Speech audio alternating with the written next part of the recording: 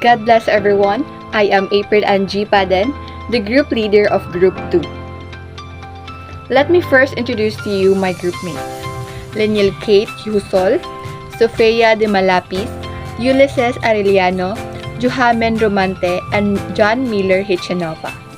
We are going to present Chapter 4 of the Republic Act number 8371, or also known as the Indigenous Peoples' Right Act of 1997. It is an act to recognize, protect, and promote the rights of indigenous cultural communities or indigenous peoples, creating a national commission on indigenous peoples, establishing implementing mechanisms, appropriating funds therefore, and for other purposes. Chapter 4 is about the right to self-governance and empowerment of ICCs and IPs. Section 13 to 20 is under Chapter 4 and it will be presented by my group mates.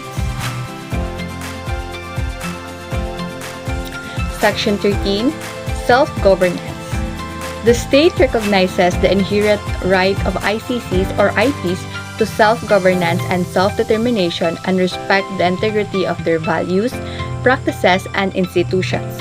Consequently, the state shall guarantee the right of ICCs or IPs to freely pursue their economic, social, and cultural development.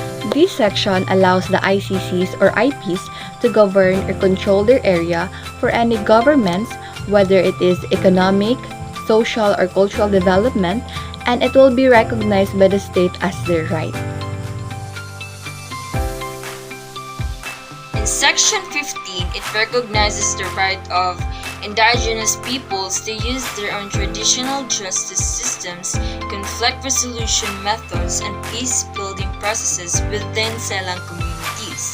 This means that they can use their own ways of solving problems and keeping peace, like using their traditional courts or councils, having special groups to help people get along, and using their own methods to make things peaceful. It also allows them to follow their own rules and customs. This shows that their culture is important and that they should be able to make decisions for themselves. Importantly, this section acknowledges that these traditional practices are valuable and should be respected. It also allows them to govern their own affairs and resolve conflicts using their own methods, as long as these practices are compatible with the national laws and internationally recognized human rights.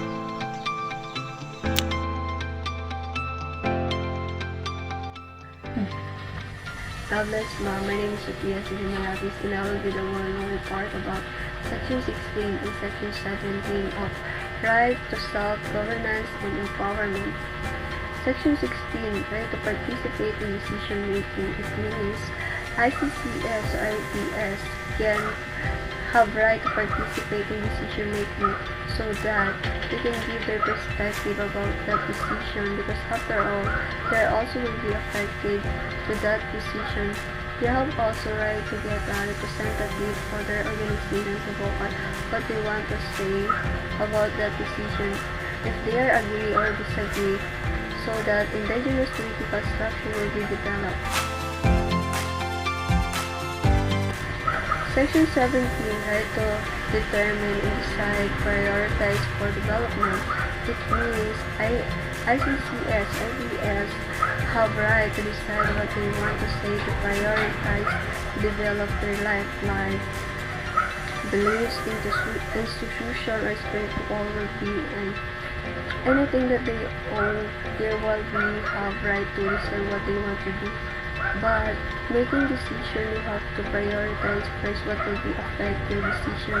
If you will do that and make sure you will follow the policy, because any action or any decision you will do, there is a consequence. That's all, ma'am. Thank you.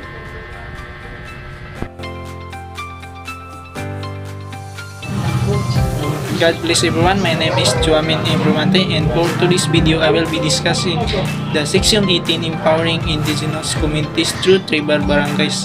Section 18 of the Indigenous People Right Act of 1997 focuses on the establishment of tribal barangays, a crucial provision that addresses the unique needs and rights of indigenous culture.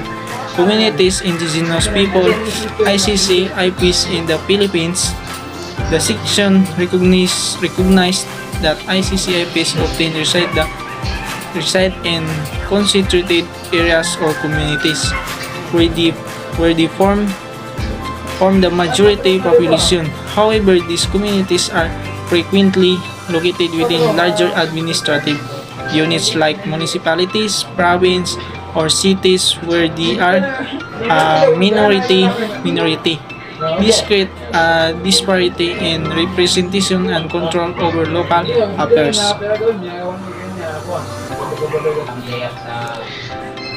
To address this, Section 18 allows ICCIPs to establish their own separate barangays, following the procedures outlined in the Local Government Code for creating tribal barangays. This empowers indigenous communities in several ways.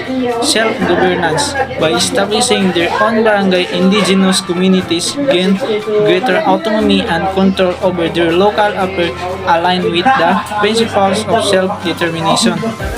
Cultural preservation. Having their own barangay helps indigenous communities maintain their unique culture, practice, traditional, and language, fostering a sense of identity and continuity.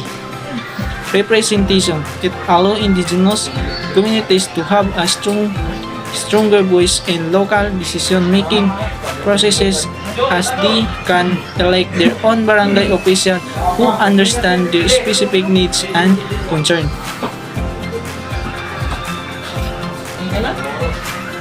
Section 18 is a vital step toward recognizing the distinct need and right of indigenous communities within larger administrative units. It enables them to exercise greater self-governance and cultural preservation, contributing to a more inclusive and equitable governance system in the Philippines. Section 19. Role of People's Organizations. The state shall recognize and respect the role of independent ICCs or IPs organizations to enable the ICCs or IPs to pursue and protect their legitimate and collective interests and aspirations through peaceful and lawful means. So, Section 19 addresses the role of ICCs or IPs organizations. It emphasizes that the state should recognize and respect these organizations as independent entities that advocate for the legitimate collective interests and aspirations in peaceful and lawful ways. Section 20. Means for development or empowerment of ICCs or IPs. The government shall establish the means for the full development or empowerment of the ICCs or IPs' own institutions and initiatives, and, where necessary, provide the resources needed therefor. So, Section 20 discusses the means for the development and empowerment of ICCs or IPs. It mentions that the government is responsible for providing the necessary resources and support to help ICCs or IPs fully develop and empower their institutions and initiatives.